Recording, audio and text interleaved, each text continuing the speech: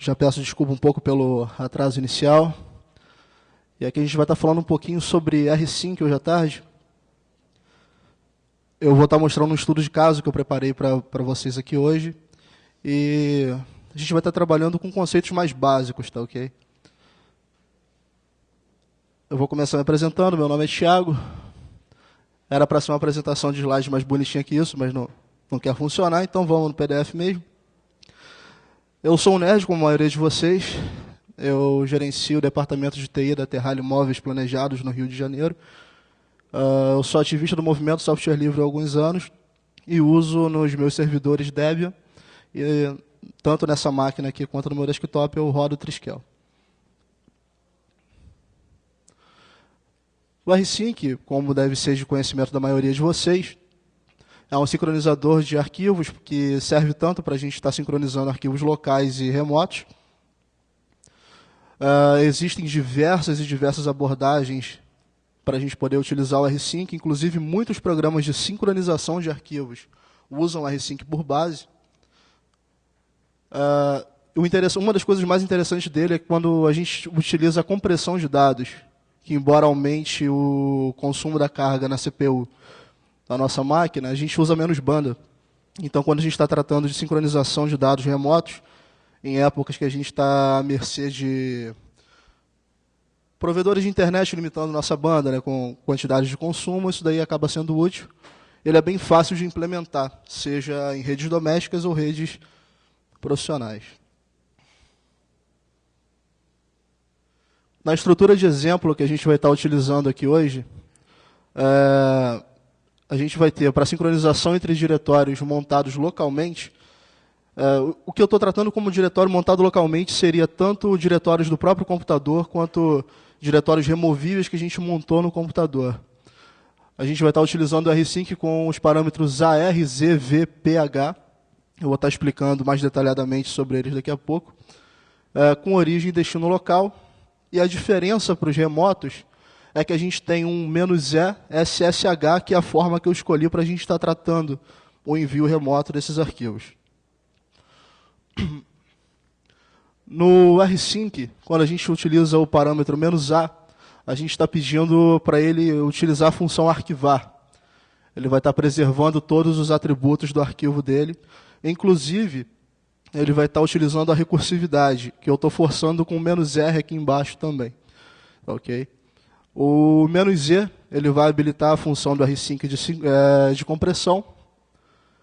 Quando a gente está utilizando um servidor um pouco menos potente para tratar o R-Sync, a gente quer deixar a compressão desligada, porque ela traz realmente uma carga maior para arquivos muito grandes.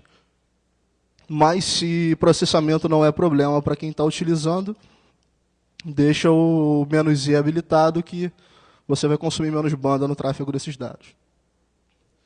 O "-v" vai habilitar a saída verbosa do R-Sync, que por padrão não traz muitas informações, mas com o "-v" ele já começa a trazer mais detalhes, que a gente vai tratar com o P, que vai exibir o progresso individual de cada arquivo, só que ainda de uma forma pouco amigável para a leitura.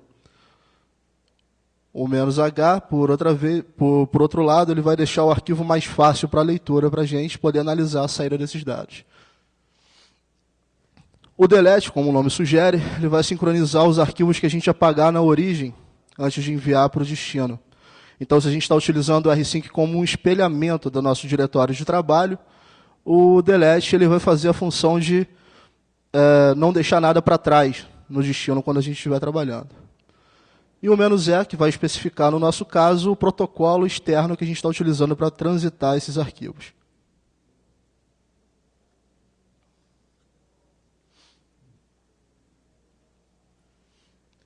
Quando a gente precisa recuperar os dados que a gente está salvando com R-Sync, a gente tem sempre que lembrar que ele vai trabalhar numa via única, né?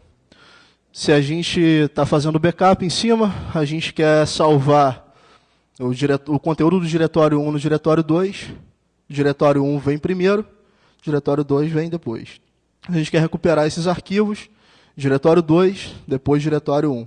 E por fim, se a gente quer pegar esses dados da mesma forma que a gente salvou, a gente vai colocar o diretório 2 sem a barra final. Então ele vai criar o diretório 2 no diretório 1. Eu vou mostrar isso mais detalhadamente quando eu subir o terminal aqui, mas é só a forma como a gente vai estar tratando a recuperação de dados. Não adianta de nada a gente descobrir como salvar ele se não tiver como trazer de volta. Antes da gente começar a tratar a automatização da tarefa, e abrir o terminal aqui, tem o porquê da gente estar utilizando o rsync e não estar utilizando umas ferramentas mais robustas ou então mais amigáveis para o usuário. Por que a gente deveria estar utilizando o terminal quando a gente tem tanto o SyncFig como com a interface web dele, ou o próprio OnCloud, ou tantas outras ferramentas de sincronização? A maioria delas se pauta ou no próprio rsync ou no que ele trouxe de conhecimento nos últimos anos. E é interessante a gente estar sabendo como tratar isso de uma forma que impacte da menor forma possível nossos servidores. Então, pensando em como fazer isso, a gente entende o comando do rsync e a gente começa a automatizar a tarefa dele. Então, a gente vai fazer um script bash bem simples para poder executar esse comando para a gente. Vai ajustar a permissão de execução do script. Vai otimizar um acesso para um host remoto que a gente queira salvar esses arquivos. E vai adicionar a crontab da máquina que vai ser responsável por realizar esse processo todo.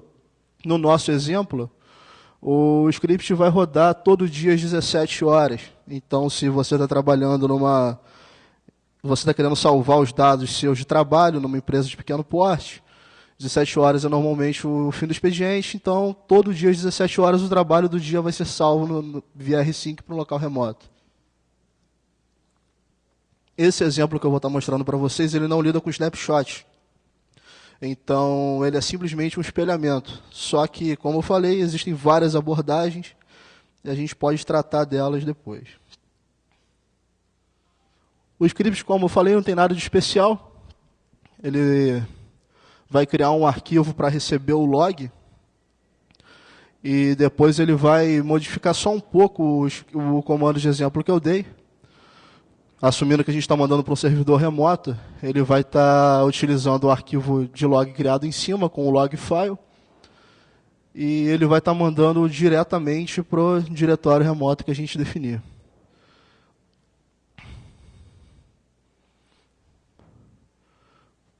chmod mais x para deixar o script executável. E a gente tem aqui o problema dessa primeira automatização que eu estou mostrando para vocês. Se eu simplesmente estou querendo enviar esses arquivos via rsync de forma automática com um trabalho na cron do sistema, eu ainda sou obrigado, se eu der um ssh usuário @servidor, a digitar a senha desse servidor. Então, para evitar esse tipo de coisa que vai quebrar com o lado automático de execução do script, a gente vai fazer uma troca de chaves entre essas duas máquinas só para deixar tudo de forma segura. Existem diversas abordagens para essa troca. Eu coloquei o jeito mais básico e direto aqui. Você vai gerar a chave, vai copiar para a máquina remota e depois vai tentar logar nela e se tudo der certo, vocês vão conseguir logar sem necessidade da senha. Deixa eu ver se eu consigo aumentar aqui.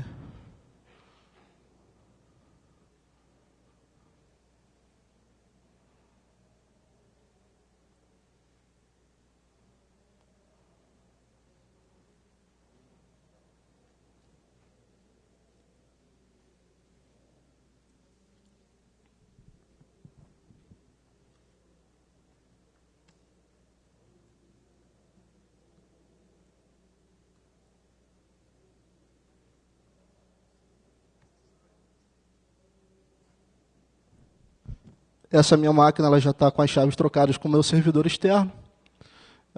Eu só dei o comando aqui de conexão e já foi direto, que é o que eu descrevi no último slide.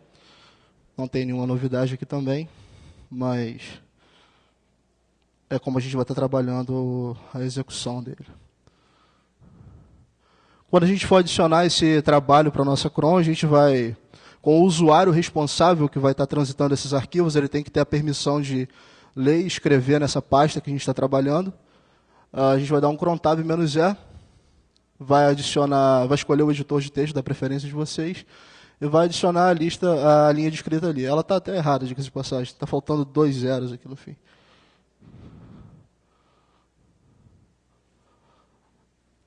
Vai salvar o documento, vai listar o cron tab com "-L" para ver se está tudo ok e vai fechar. No fim do trabalho, a gente teoricamente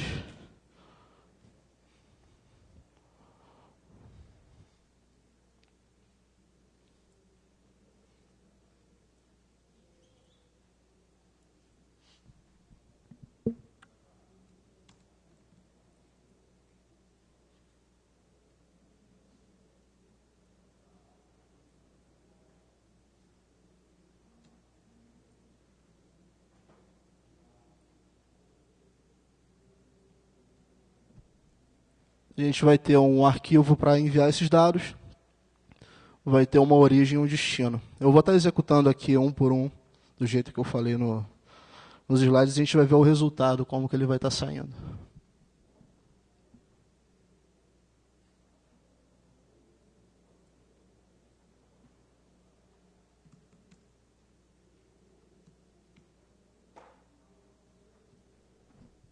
O script que eu estou executando aqui, o envia dados, ele é o mesmo do slide.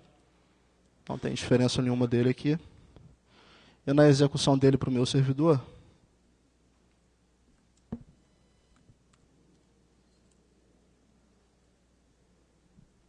ele está dizendo que não enviou nada porque as pastas de origem e destino estão vazias, mas ele veio uma resposta de sucesso.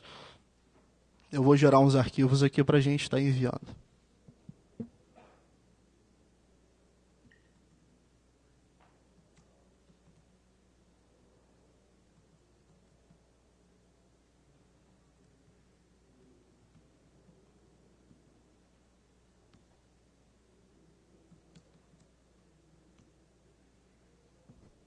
Gerei 100 arquivos vazios aqui agora. Eu vou estar executando o script novamente.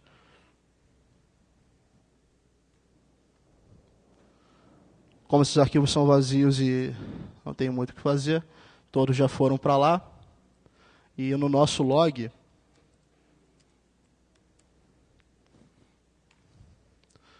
tem aqui toda a saída deles, conforme eu havia falado, de uma forma mais amigável para a leitura.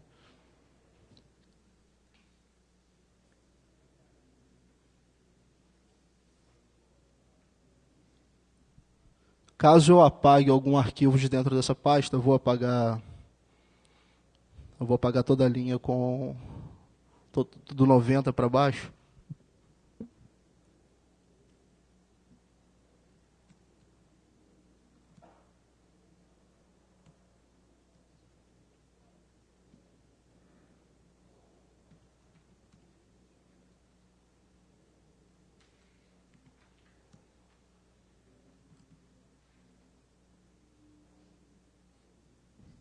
E executar o script novamente.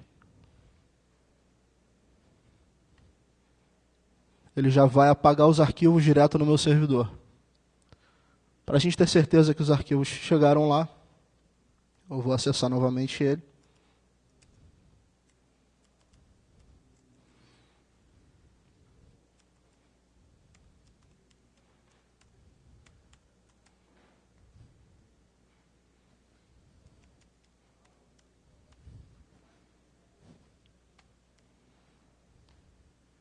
E os arquivos estão aqui, menos os que eu apaguei.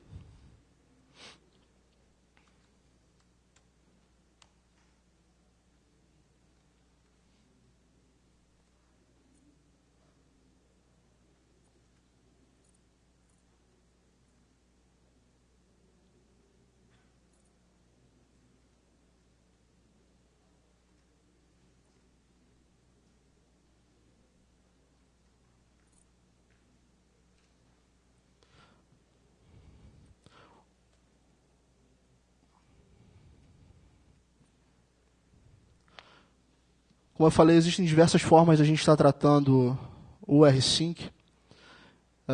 Desse jeito aqui, como eu falei, ele só está fazendo um espelho de um lado para o outro, está transitando ele às 17 horas, mas se vocês possuírem algum conhecimento maior em Shell, até mesmo comandos básicos do GNU Linux, a gente vai estar podendo melhorar esse script, adicionando, comprimindo esses arquivos, né?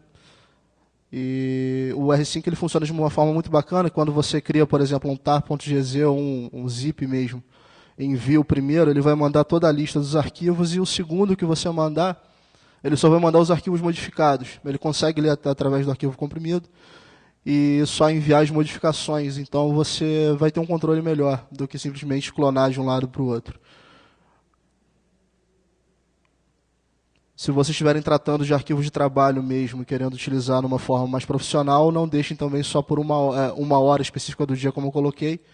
Utilizem na Chrome 5 em 5 minutos, 10 em 10 minutos, não tem problema.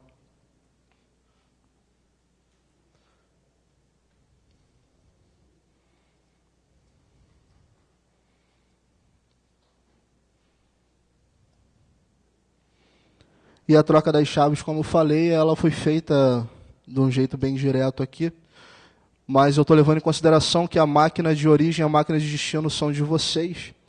Então, se vocês não têm tanta segurança da máquina de destino que vocês estão enviando e não querem enviar a chave de lá, vocês podem logar na chave, logar na máquina e enviar a chave para a máquina de vocês e fazer o caminho contrário. Ao invés de enviar os arquivos, a máquina de destino pegar os arquivos de lá e trazer de volta. Fica de uma forma mais segura.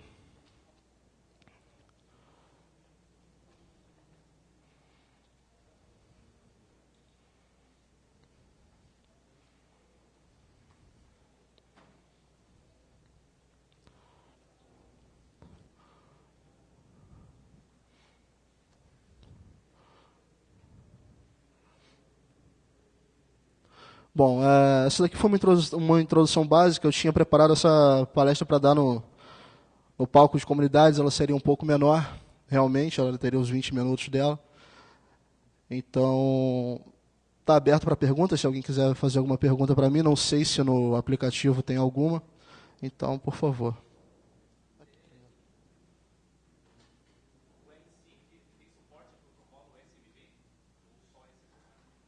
Tem como utilizar ele junto, sim.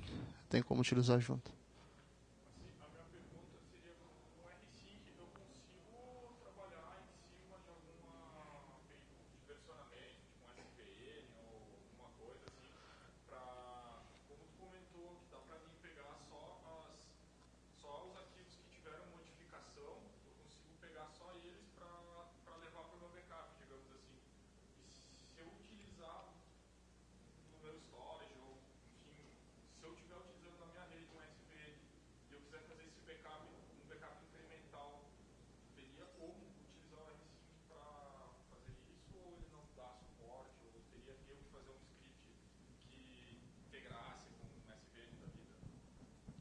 Com SVN eu nunca tentei, tá ok?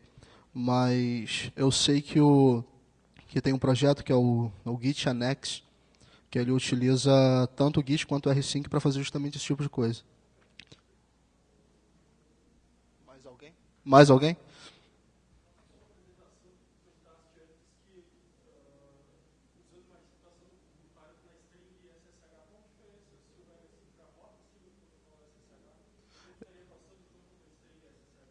Eu só estou dizendo para ele que eu vou utilizar SSH para o arquivo externo, porque até então eu poderia omitir isso e transitar dois diretórios locais.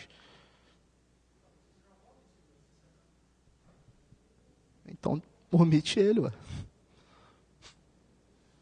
Está em cima da utilização da documentação, está dizendo que é para listar, então está listado. Mais alguma? Mais alguma? Tem alguma, não é? Não. Então, se não tem mais nenhuma pergunta, eu tenho aqui também um Shell Linux para doar, sorteado da mesma forma que o Lenharo fez. Se alguém tiver interesse nesse livro aqui, eu não tenho uma forma muito fácil de estar sorteando ele, então se alguém tiver interesse no livro, por favor, o primeiro que chegar aqui é dele. Tá ok? Se não há mais perguntas, o meu contato está aqui. vai estar na apresentação, que está disponível no Macadu também. Uma boa tarde a vocês e bom evento.